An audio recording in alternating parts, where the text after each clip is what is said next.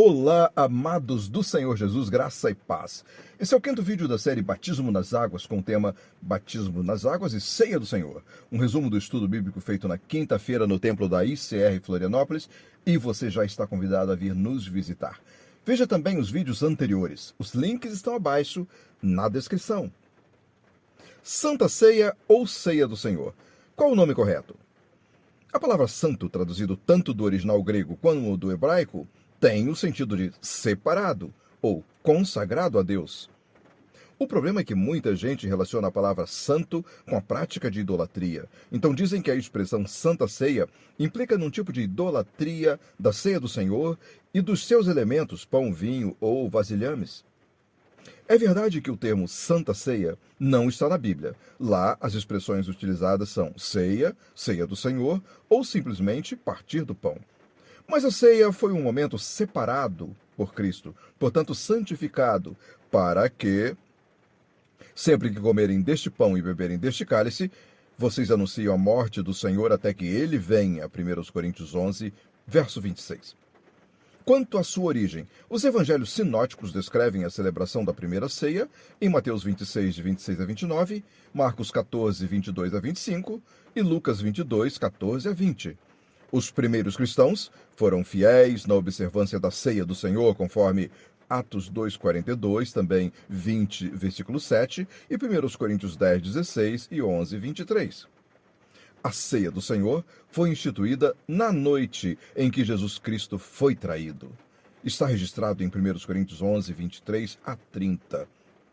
Pois recebi do Senhor o que também lhes entreguei, que o Senhor Jesus, na noite em que foi traído, tomou o pão e, tendo dado graças, partiu e disse: Isto é o meu corpo, que é dado em favor de vocês. Façam isso em memória de mim. 1 Coríntios 11, 23 e 24.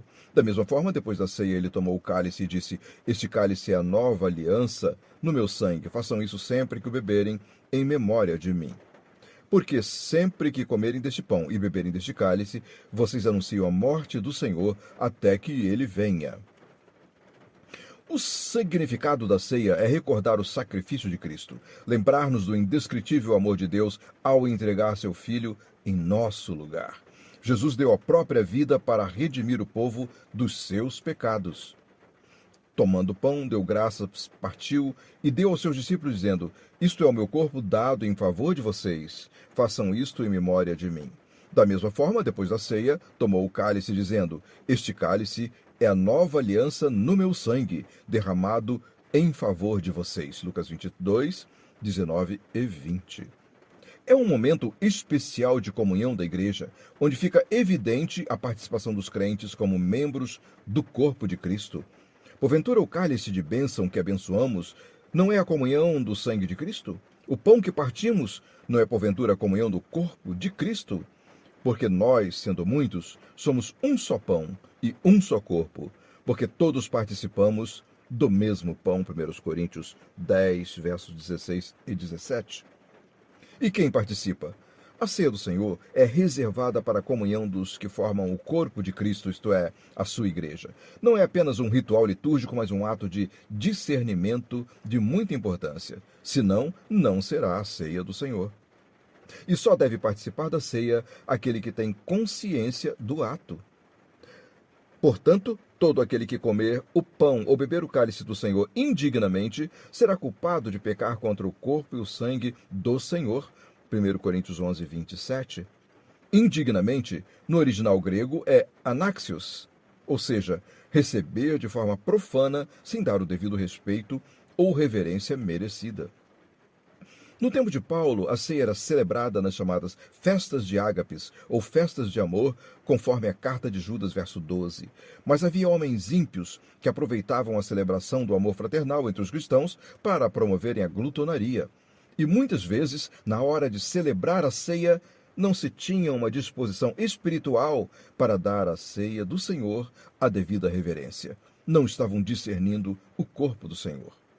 Examine-se o homem a si mesmo, e então coma deste pão e beba do cálice. Pois quem come e bebe sem discernir o corpo do Senhor, come e bebe para a sua própria condenação. Por isso há entre vós muitos fracos e doentes, e vários até já dormiram. 1 Coríntios 11, 27 a 30. Por que as crianças não participam da ceia?